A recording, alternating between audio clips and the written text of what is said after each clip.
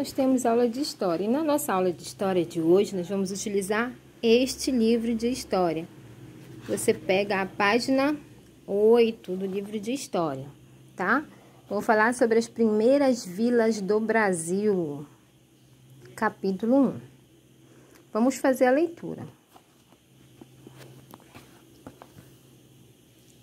Cerca de 500 anos atrás, o território que hoje conhecemos como Brasil era muito diferente. Não havia cidades ou vilas, e sim centenas de comunidades indígenas. Então, antes do Brasil ser invadido ou descoberto, mas foi invadido, pelos portugueses, aqui no Brasil só tinha índios, tinha vários tipos de etnias. Quando os portugueses chegaram, tiveram contato com essas comunidades.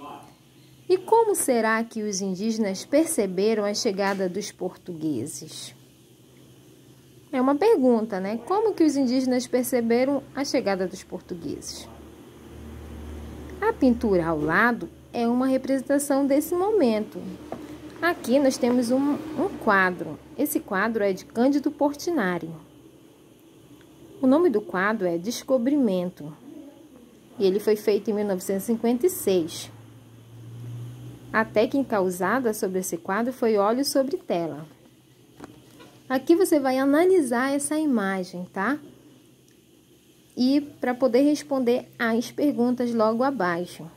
Aqui nós vemos índios, E aqui as caravelas chegando no Brasil. O que os índios estão conseguindo identificar, será? Qual a reação deles? Então, você vai analisar essa imagem para responder as questões abaixo. Na pintura de Cândido Portinari, os indígenas parecem felizes com a chegada das embarcações portuguesas.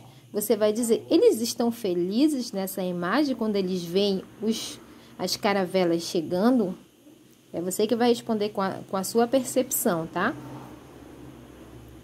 Em sua opinião, como era a vida dos indígenas antes da chegada dos portugueses?